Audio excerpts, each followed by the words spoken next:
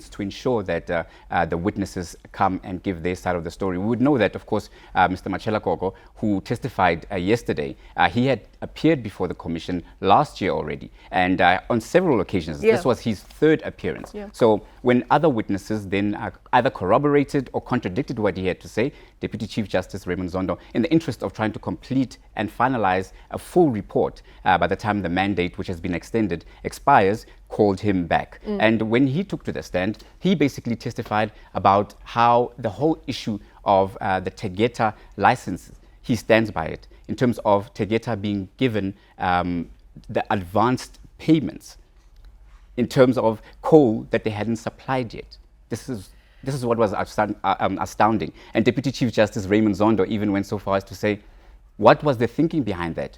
How could that have been done? How is that business practice? Well, it seems that it was the norm, and it was something that the executives at Eskom felt would help Tegeta, because in the meetings that Tegeta had, including with the Guptas, they had said that they don't have the capital, and if they get an advance payment, this will help them to start up the coal supply and be able to meet their what is expected from them. However, before that was even done, they were given the advance payment and the coal was never delivered. So Matshela Koko, despite it not going in the way that he says he hoped it would, still stands by the decision made to do the advance payment?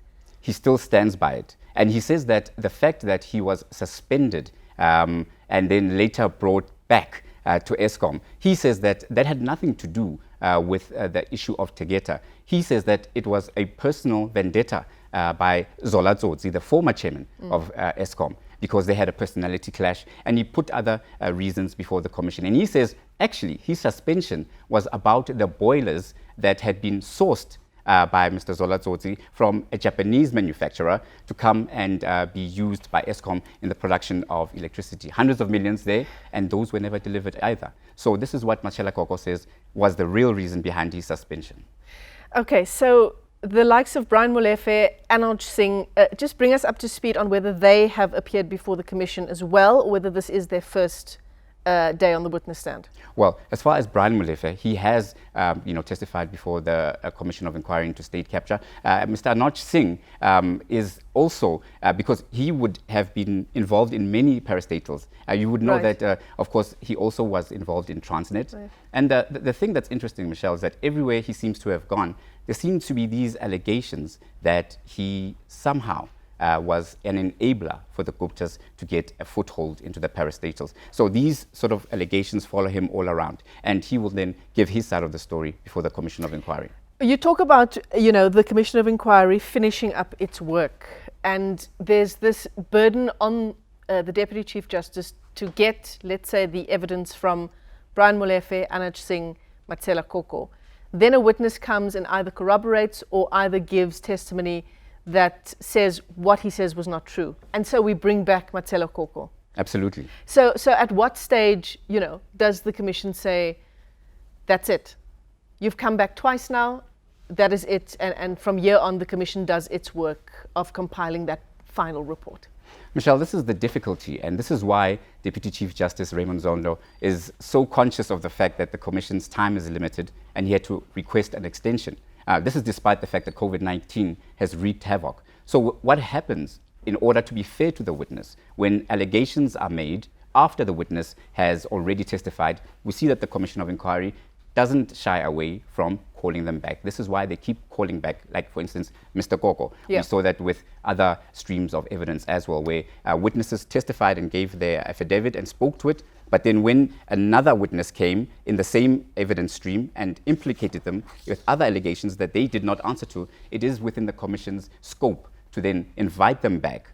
This is also to ensure that the final report that is given by Deputy Chief Justice Raymond Zondo, when he considers all the evidence, is complete and final.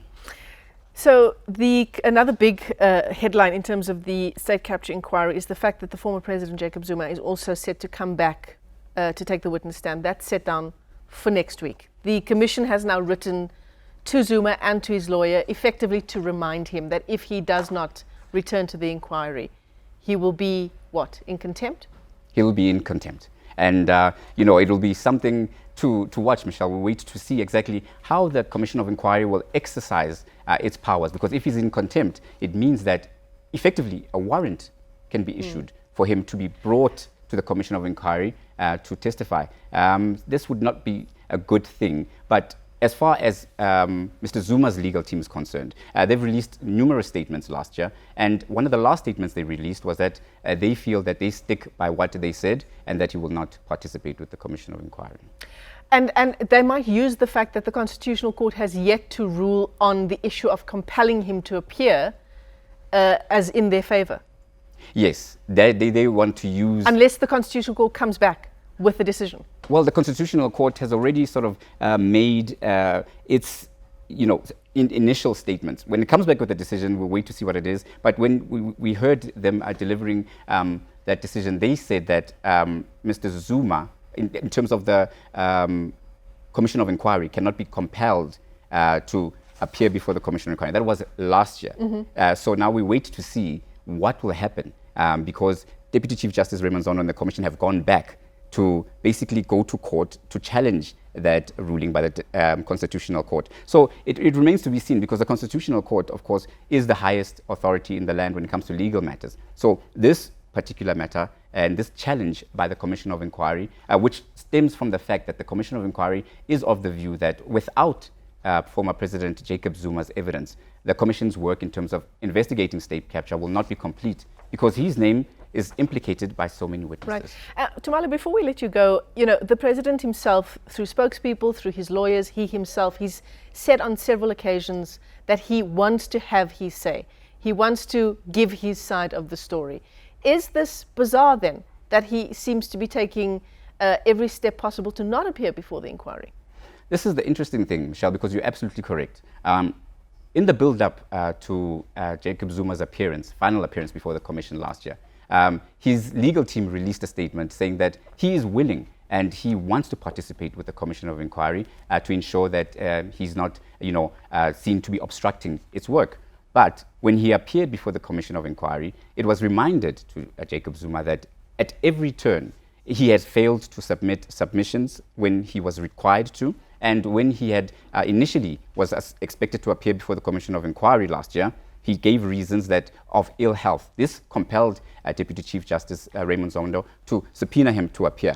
We know that when he appeared, it was not such a fruitful exercise for the Commission of Inquiry because effectively he walked out with his legal team. So the question remains, if he is compelled again to come before the Commission of Inquiry, what will be different? He's already made his opinion clear that the Commission of Inquiry seems to be a witch hunt in his opinion, which is just geared to see him take the fall. He argues that there's so many people and he could not have possibly been on every single scheme that was hatched that was the result of state capture. Well, he says there is no such thing as state capture that unfolded in our country. Very interesting indeed, because it is the Commission of Inquiry set up by the former president himself. Tumoale Mohlaoli is on the state capture inquiry beat. He'll keep us up to speed as that story continues.